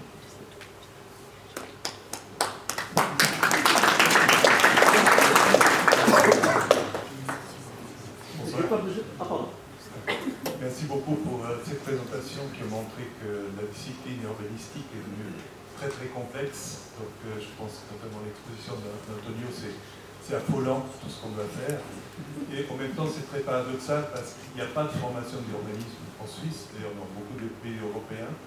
Et ma question est de savoir si justement on n'est pas, ce changement de paradigme auquel fait tous référence, est-ce qu'on n'est pas à un stade où finalement on devrait commencer à penser à une formation spécifique de la discipline urbanistique qui ne serait pas uniquement un prolongement d'autres disciplines, urbaniste géographe, urbaniste architecte, mais qui ferait que depuis le bachelor, on aurait véritablement une formation qui serait au niveau de la complexité que vous nous démontrez. Alors, je pense que, si je permets, l'urbanisme n'est pas une discipline, c'est un champ. C'est un champ interdisciplinaire, tout ce que mais ce n'est pas une discipline. Bon, ce qui me concerne, c'est un ensemble de savoirs, pratiques, théoriques, méthodologiques, peu importe, y compris avec les visions, le récit, etc., toute une série, mais il n'est pas une discipline. En revanche, on peut construire des manières de faire la ville, de fabriquer la ville, de faire l'urbanisme, qui doivent absolument se construire sur des champs disciplinaires. Et on fera effectivement des urbanistes différents. L'architecte et le géographe ne vont pas penser de la même manière l'espace, ni la production de l'espace qui sont là, mais c'est bien peut-être qu'ils soient dans des équipes pour échanger et trouver des concertations, des consensus qu'ils vont faire. Donc je pense qu'effectivement, il faut faire ces formations. Ce qu'on fait, c'est encore très peu. On dit, je fais de l'urbanisme, je fais de la formation urbaniste. Je suis conscient des faiblesses des formations qu'on a montées au cours des 10 dernières années. Il faut poursuivre. Et donc, il faut effectivement arriver à maintenir ce noyau de base sur lequel on peut toujours construire du savoir. On en parlait il y a un instant. Savoir de quelle manière on construit l'espace, de quelle manière on change de paradigme spatial, de quelle manière on passe disons, du fonctionnalisme à autre chose qui est en train de naître sous nos yeux, de manière de concevoir les espaces publics, la porosité, la ville passante, etc. Tous ces éléments-là sont construits quand même sur une base de connaissances théoriques qui est grossièrement l'analyse morphologique. Il faut continuer. Il y a d'autres éléments qu'il faut ajouter. Savoir de quelle manière nous pouvons marier les analyses, les enquêtes sociales à la réflexion sur l'urbanisme, l'approche sensorielle. Tous ces éléments doivent se combiner. je suis persuadé qu'on doit continuer jusqu'à maintenant, on doit continuer à construire nos formations sur un socle qui sera l'architecture, peut-être la géographie éventuellement, en tout cas les formations qui ont un contenu spatial, une réflexion sur l'espace, et peut-être aujourd'hui d'autres formations comme les politologues qui aussi ont quelque chose à dire en termes de politique publique. Voilà. Et après, on va se retrouver dans la pratique avec différentes configurations. Peut-être des programmistes qui sortent certaines formations, peut-être des projettistes ou des concepteurs qui sortent d'autres et qui sont capables de travailler à telle ou telle échelle de manière potentielle ou d'avoir des compétences spécifiques. Je pense qu'il faut toujours la polyvalence, la culture urbanistique, et qu'ensuite il faut des formations spécifiques, des compétences spécifiques, et ensuite des compétences transversales. Et nos formations, quelles qu'elles soient, à l'école polytechnique ou à l'université, doivent travailler à ces trois types de compétences pour construire, disons, former des bons professionnels. Voilà. Je ne sais pas si j'ai répondu à tes questions. Monsieur, et ensuite Monsieur Monchat. Oui, moi je vais être un peu plus terre à terre. Ce qui m'a fait venir ce soir, c'est la question, y a-t-il un urbaniste dans la ville? Ça me chatouille beaucoup et je me suis dit, ce soir tu y vas. Depuis que je suis à la retraite, mon dada, c'est de me balader en avion sur le canton de Vaud. Et à chaque fois qu'il fait beau, je vais faire un tour, je prends un petit avion, puis je me balade. Et à chaque fois que je passe, j'adore faire le bord du Léman. Et ces vignes du Léman, c'est ce qui m'a fait peut-être un peu rester dans ce pays, avec le lac. Et quand je vois la place du marché à Velay, j'en suis malade. Et M. Rosselin a dit quelque chose, une chose à laquelle je pensais, c'est convaincre. Convaincre. J'ai eu l'occasion d'écrire dans le régional ou dans 24 heures, à plusieurs reprises, au sujet de cette place du marché à Velay, qui est maintenant un vulgaire parking. Et c'est bien dommage. Donc, l'urbaniste, s'il y en a un dans la ville, doit surtout convaincre du bien fondé de quelque chose. Quand j'ai écrit dans ces journaux, j'ai donné des exemples. J'ai donné l'exemple de la place de Toulouse, j'ai donné l'exemple de la place de Nancy, qui était aussi un parking. Le syndic de Nancy s'est mis tous les gens autour de la place de Nancy, s'est mis tout le monde à dos. Alors je ne sais pas après s'il a perdu les élections ou pas, ce n'est pas mon problème, mais il a réussi quand même à vider cette place des voitures, à mettre dessous un parking, à faire des accès qui ne se voient pas, et maintenant tous les commerçants autour de cette place sont tout contents parce qu'ils vendent la bière 1,50 franc ou 2 plus cher que 50 mètres à côté. Et c'est réussi. Je ne sais pas si vous connaissez la place Stanislas à Nancy, c'est magnifique. Et je pense qu'on peut faire ça à Vevey. Et c'est aux urbanistes de convaincre les autorités en place, qui sont plutôt frileuses, qui préfèrent laisser ce parking qui est vraiment une verrue dans la ville. C'est pour ça que je suis là. Y a-t-il un urbaniste? Et s'il y en a un, arrivera-t-il, ou s'il y en a plusieurs, arriveront-ils à convaincre nos autorités à Vevey à faire changer ce parking? C'est tout ce que je veux.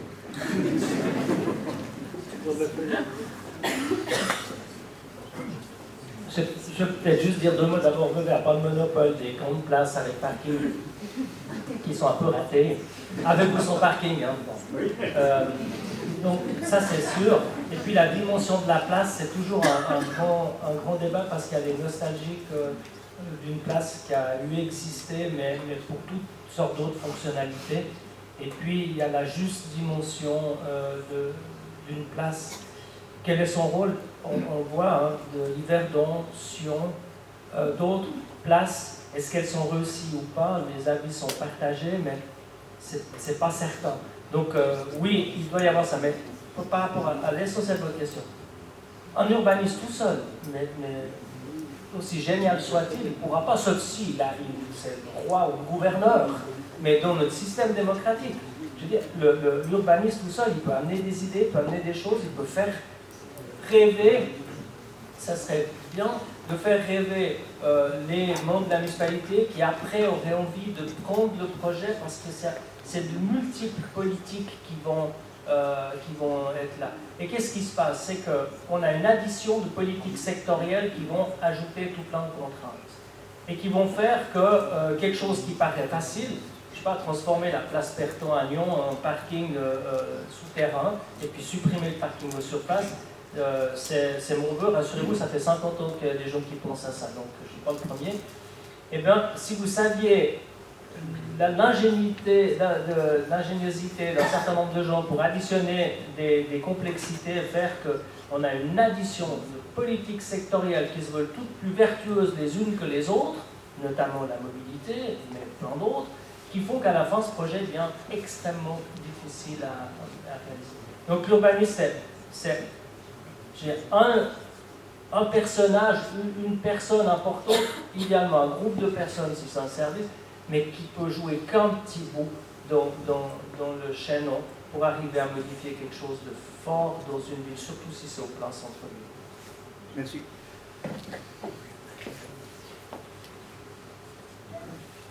J'entends la question plusieurs fois répétée, y a-t-il un urbaniste dans la salle?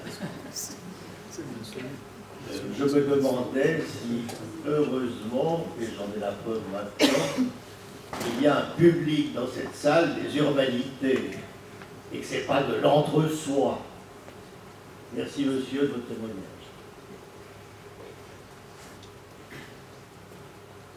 On peut, je pense, essayer de dire quelque chose de la situation dans laquelle nous sommes aujourd'hui. Vous l'évoquez, mais vous vous mettez les uns et les autres, je laisse Daniel Rossella provisoirement de côté, vous vous mettez les uns et les autres dans la perspective, dans le fond, de la formation, du travail qui continue et tout. De quoi hérite-t-on? Avec quoi? Qu'avons-nous dans ce pays inventé pour essayer d'apporter quelque chose à cette question du territoire et de la ville? La ville. Deux choses qui plombent depuis un temps considérable toute l'histoire, tout ce que nous faisons. Des plans des zones et des plans de quartier. Terrible. Oh, c'est impossible. Des plans des zones et des plans de quartier, comme si on allait faire le plan de la ville en juxtaposant des plans de quartier. Excusez de le dire comme ça, c'est pas à vous que je le dis, mais au public qui vient nous écouter, mais essayons de dire que c'est pas possible, que c'est plus possible, qu'il y a quelque chose qui ne va pas. Ce public-là, quand il regarde la ville, il ne regarde pas les plans de quartier, les plans des zones. Il regarde tout ce qui a été fait, c'est pas de la nostalgie de le répéter, tout ce qui a été fait autrement qu'avec ces outils-là. On va mettre un instant, que faites-vous? Vous qui devez avoir un droit d'inventaire dans les responsabilités que vous avez, à l'université, sur le terrain, que faites-vous au terme de l'inventaire, au motif de l'inventaire? Je peux articuler les deux questions que je voulais vous poser de cette manière-là. Marie. Je veux bien y aller. Je veux bien y aller parce que je me sens que j'ai justement essayé de dire que ce qu'il faut, c'est que c'est du projet en 3 dimensions, c'est du plein et du vide, et qu'on cesse d'effectivement découper la ville en morceaux, en surface, en dessin et en couleurs de dimensions. Après qu'à un moment donné, quelqu'un mette un manteau légal autour, ça ne dérange pas. Il y a des questions de droit qu'on ne coupera pas, il y a des propriétaires auxquels on doit donner des droits ou pas. Je pense que ce n'est pas ça le problème. Le problème, c'est qu'on ait l'autorisation de revenir à penser la ville par le projet, par les 2 dimensions, les 3 dimensions, et le plein et le vide associés. Ariane, je t'ai bien entendu, tu as d'ailleurs fait venir à preuve de ce que, pour soutenir ton argument, tu as fait venir Berlage, Amsterdam, Berlage. C'est qui Berlage? C'est un architecte qui sait aussi penser. Il bâtit la bourse et simultanément il bâtit le plan sud d'Amsterdam. Il maîtrise le plein et le vide. Il sait de quoi il parle. C'est un constructeur. Alors bien sûr, je vois cette contribution tout à fait considérable, mais où en est-on? Parce que Berlage et le plan sud d'Amsterdam, C'est pas il y a 3000 ans, c'est avant-hier. Et qu'est-ce qu'on fait de cet héritage-là? C'est pas nostalgique de penser à Berlage et au flanc d'Amsterdam. Je ne sais pas si je peux répondre à une question aussi difficile. Mon métier, c'est de travailler sur les représentations. Je travaille, faire de la formation, c'est faire bouger les idées, faire bouger les lignes de raisonnement, les logiques de raisonnement. Je constate qu'effectivement, il y a un urbanisme réglementaire qui peut plomber parfois des projets pour des visions très sectorielles ou encore des procédures qui peuvent effectivement empêcher les choses d'avancer. Les choses ont été dites aujourd'hui plus qu'une fois. Il y a un poète portugais très connu, Antonio Gedeão, qui a dit que quand l'homme rêve, le monde avance et rebondit. Donc cette idée-là, faire partager ces idées-là à mes étudiants, je le fais avec conviction. Je suis absolument certain qu'il faut aujourd'hui, dans le domaine de l'urbanisme, penser à cette vision, la construire. Et ces visions doivent être portées. Elles doivent être portées par les politiques, par les élus. On ne peut pas se remplacer à ce travail de portage politique d'une vision pour un territoire qui dépasse tout simplement, disons, le métier du urbaniste. Donc la vision, c'est important de la construire, de la faire partager. Et de la faire entrer dans la pratique du projet et dans la conception dont on utilise ce dispositif pour agir sur le réel. Et ce dispositif du projet, l'urbanisme du projet, il essaie de renverser justement la situation. Et c'est-à-dire qu'il n'est pas le règlement qui conditionne le projet, mais c'est le projet qui doit conditionner le règlement. Et donc en inventant de nouveaux dispositifs, une nouvelle manière de construire l'espace, de nouveaux objectifs écologiques, sociaux, tout ce que vous voulez, du lien social, etc., eh bien, nous sommes en train d'œuvrer à cette transformation des représentations qui permettra d'agir aussi sur ceux qui font les règlements et qui les votent. Je ne peux pas dire autre chose, mais c'est un travail modeste, je conviens. On a encore le temps pour une ou deux questions. Je voulais revenir à la question qu'a posée M. Marchand sur la formation. Vous avez répondu, M. Couillard, en disant que c'était un champ. Mais par exemple, si on prend la philosophie, c'est aussi un champ. Ça va de l'épistémologie à la métaphysique, on forme bien des philosophes. Alors, en fait, j'ai trouvé que votre réponse était un peu, comment dire, institutionnelle. Vous avez dit, nous, à l'université, on travaille, on organise ça, laissez-nous faire, ça prend du temps, c'est compliqué, et on va produire des architectes ceci, des urbanistes ceci, des urbanistes cela. Mais moi, je dirais qu'au contraire, il faudrait penser à des formations riches d'urbanistes qui sont aussi des philosophes, qui sont aussi, on a parlé de vision. Comment produire une vision? Tout le monde demande une vision. Une vision demande une culture, des connaissances vastes, un savoir qui relève de l'art, qui relève des lettres, qui relève des sciences humaines en général, de l'anthropologie. Et c'est ça qui produira des urbanistes. Un urbaniste est un homme, une femme de culture. Donc, il n'y a pas à aller chercher des spécialistes et additionner des spécialités, il y a à enrichir, comme on enrichit l'uranium, on doit enrichir les architectes et enrichir les urbanistes pour qu'ils produisent les visions dont on a besoin. Et raison pour laquelle je trouve que votre réponse était un peu frustrante.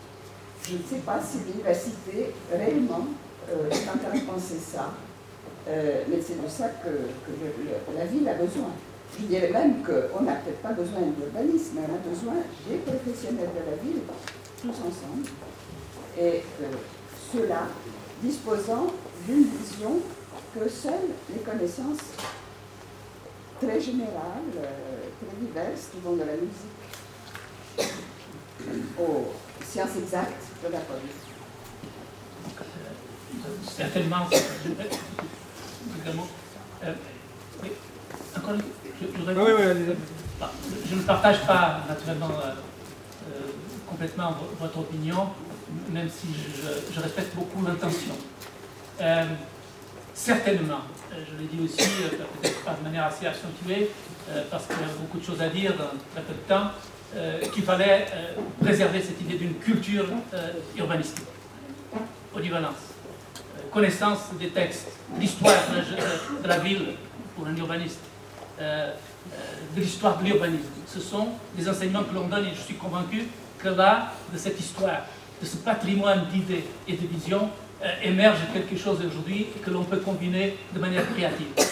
Si on fait cette histoire et si on en enseigne bien, et si on va chercher les textes importants qui ont marqué l'histoire de la ville et de l'urbanisme.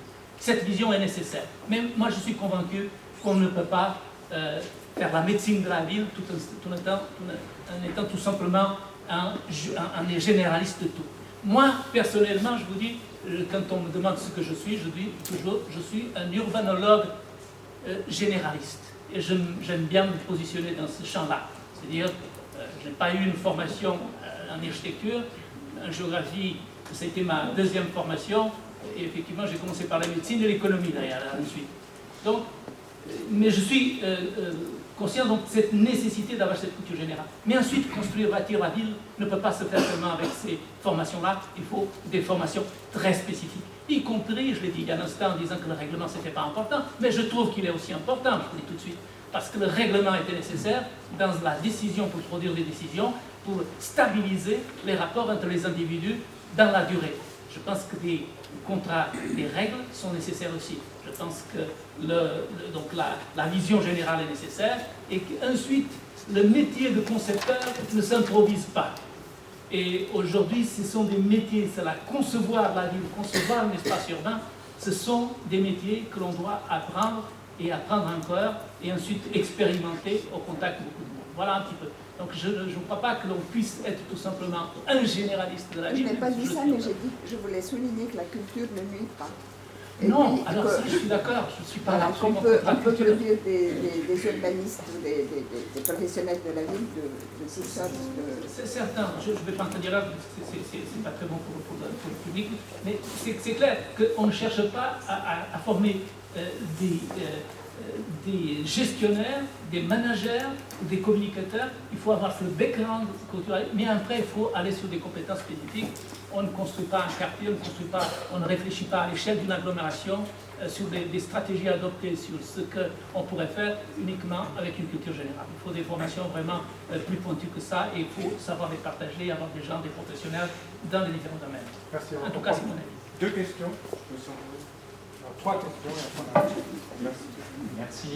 Je voulais revenir sur les compétences qui sont attendues auprès des urbanistes parce que je crois que la question du savoir-faire, il y a beaucoup de savoir-faire chez beaucoup de personnes, mais une des difficultés à laquelle on est confronté, c'est de rappeler que la production de la ville dépend aussi de la société, l'urbanisme étant que le miroir quelque part de ce que la société permet de réaliser. Donc une des difficultés, je crois que c'est la question de la temporalité, on l'a évoqué. On met de plus en plus de temps à se mettre d'accord entre autorités, communication, acteurs privés, etc.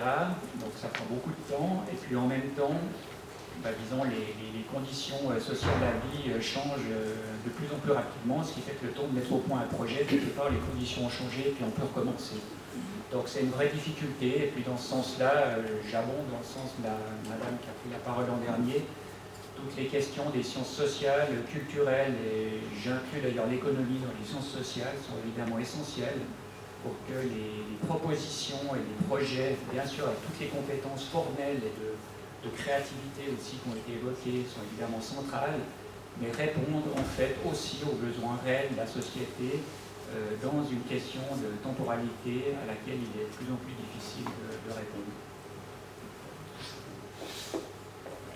Si je peux me permettre, il y a un élément quand même extrêmement important à prendre en compte, c'est savoir qui le fait, comment ça se passe dans les faits. Dans les faits, l'essentiel du développement d'une ville se fait avec un certain nombre de critères économiques d'abord. Ce sont des gens qui possèdent des terrains avec des droits bâtis. Et c'est des propriétaires qui entendent développer leur terrain. Alors c'est clair que les plans de quartier, c'est pas une bonne idée, sauf que si on veut faire un PGA, c'est un projet d'affectation, vous en avez pour 10 ans, c'est sûr que ça va être un peu compliqué. Les plans de quartier, c'est pas une bonne idée, mais enfin, ça permet déjà de faire un certain nombre de choses. Ce qui est important, surtout, c'est d'avoir une vision générale. Parce qu'autrement, là, c'est pas bon. Donc, c'est l'aspect économique qui est souvent déclencheur du développement d'une ville. À Nyon, les zones aujourd'hui en construction ont été légalisées entre 1949 et 1967. Il se trouve que tout d'un coup, pour des raisons économiques, les appartements sont tellement chers que le terrain, par conséquent, avant on avait un prix du terrain, on disait 200 ou 530 mètres carrés, et puis sur cette base-là, on faisait des appartements qui coûtaient tant. Aujourd'hui, le calcul il est complètement inversé. On dit à quel prix on est capable de vendre un appartement, ensuite on déduit les frais de construction, et on se dit voilà la valeur du terrain. Et c'est ça qui a généré un développement extrêmement fort de la ville.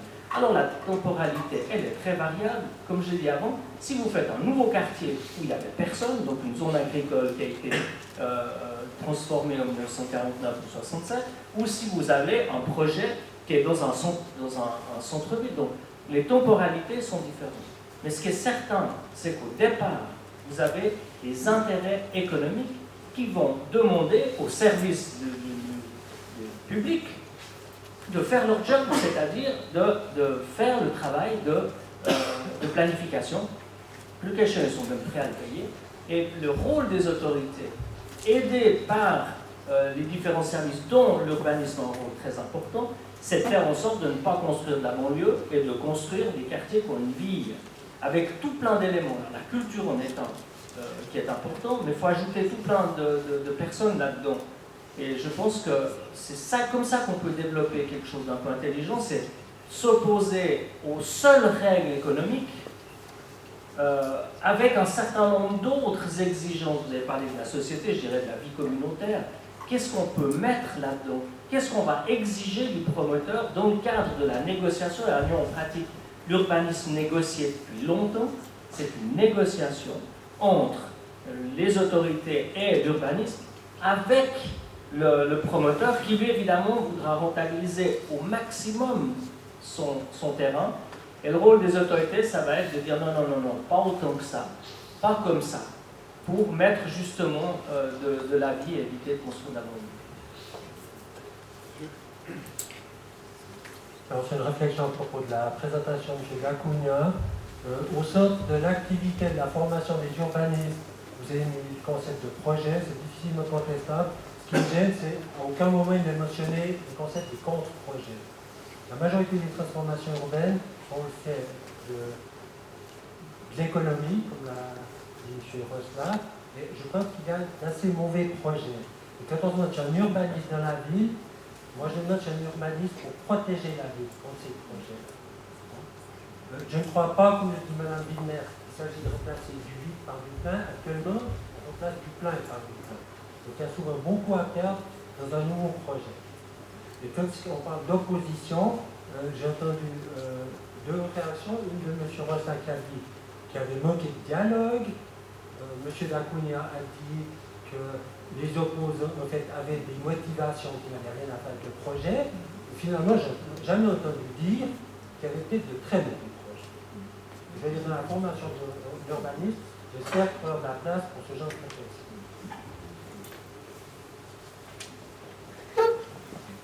Moi, j'aimerais rebondir sur quelque chose que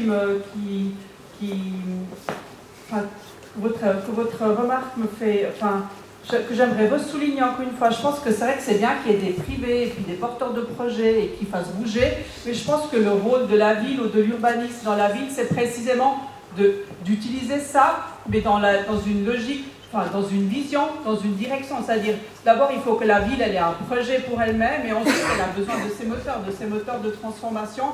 Et c'est vrai que c'est souvent le privé aussi. Mais quand il y a un développement privé, parallèlement à ça, la ville, elle doit avoir son projet public, elle aussi. Et c'est que parce qu'elle va trouver un intérêt convergent entre les deux qu'elle va soutenir le projet du privé. Donc c'est précisément d'avoir toujours une balance entre défendre les intérêts de la ville et évidemment travailler avec le privé, puisque le moteur, d'une certaine manière, c'est vrai que c'est le privé qui va faire tourner et se transformer la ville. Je ne pense pas non plus que c'est lui qui a donné le ton.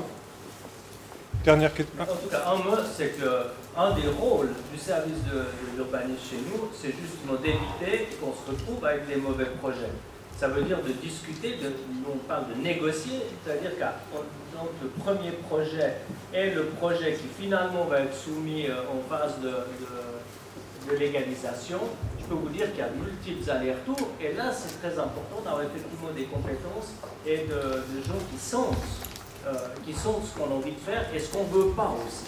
Donc si un mauvais projet arrive à maturité et qu'il fait l'objet de plein d'oppositions pour d'autres raisons, des raisons juste égoïstes, parce que c'est un mauvais projet, je pense qu'il y a eu quelque chose dans la chaîne qui n'a pas fonctionné. Ça veut dire qu'il y a eu, au niveau des compétences qui existent au sein du service urbanisme, quelque chose qui n'a pas fonctionné, et au niveau des autorités, quelque chose qui n'a pas fonctionné. Dernière question.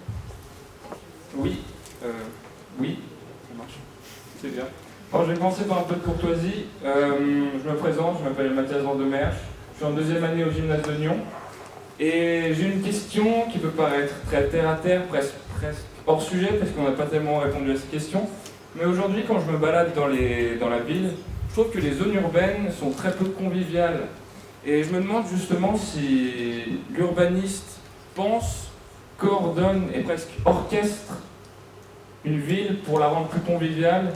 Et j'ai l'impression qu'aujourd'hui, dans les centres historiques d'une ville, on s'y sent bien plus à l'aise, et qu'aujourd'hui, dans les nouveaux quartiers, on s'y sent presque mal, oppressé, etc.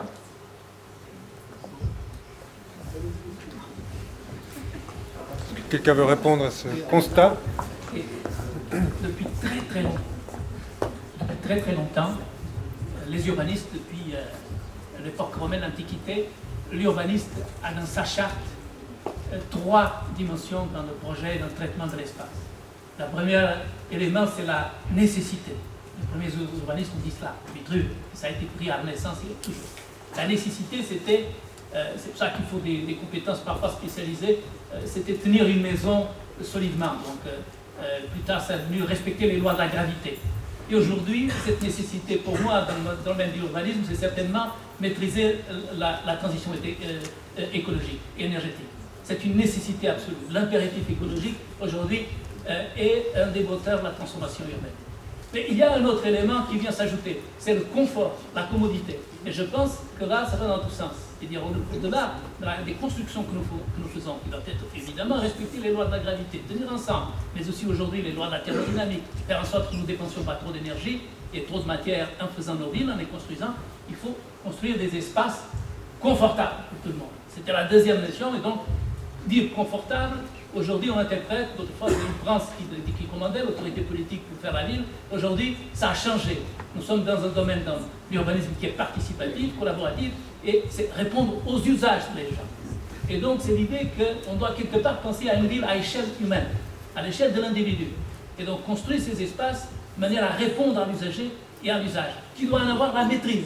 Et chercher cette maîtrise à travers aussi des compétences, de manière à qu'il puisse se faire écouter et bien écouter. Ça, c'est un élément. Et puis le troisième, qui est le plus intéressant, c'est que la ville devait être cette idée de volupté, elle devait être aussi une ville qui corresponde au désir, au rêve des gens, un rêve d'esthétique, d'avoir des espaces beaux, agréables, aujourd'hui verts, écologiques, on a dit la verdure. Ce sont ces espaces-là. Oui, il faut faire beaucoup de choses, et notamment dans les espaces communs.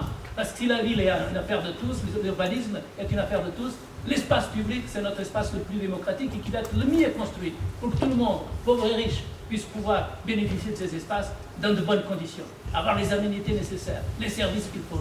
C'est le bien commun premier de la ville, c'est l'espace public. Il faut bien le soigner. Et dans nos formations, faites bien attention à ceci. C'est-à-dire, l'espace public, c'est là que tout doit compenser. La réflexion de l'urbanisme doit commencer par l'espace public. Un mot encore, si vous permettez. Je pense que la question, y a-t-il un urbanisme dans la ville, c'est une question qui reste encore ouverte. Mais j'observe qu'il y a un urbaniste dans la salle. Et quel urbaniste? Bientôt 40 ans de renouvellement de cette ville dans la ville. Quel paléo, Daniel Rossella.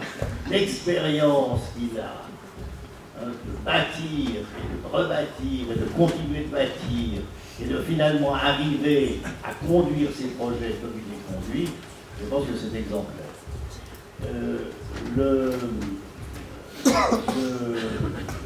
Oui, voilà, mon dernier mot, c'est ça. Merci. Vous à l'époque, on a phagocyté la soirée.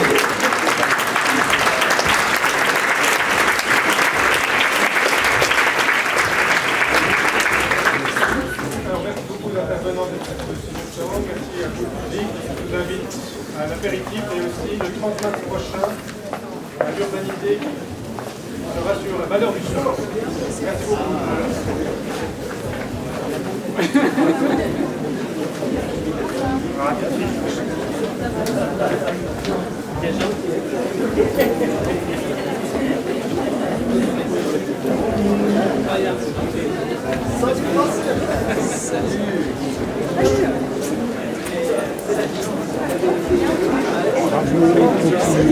J'adore, merci, recontinuez votre intervention extraordinaire.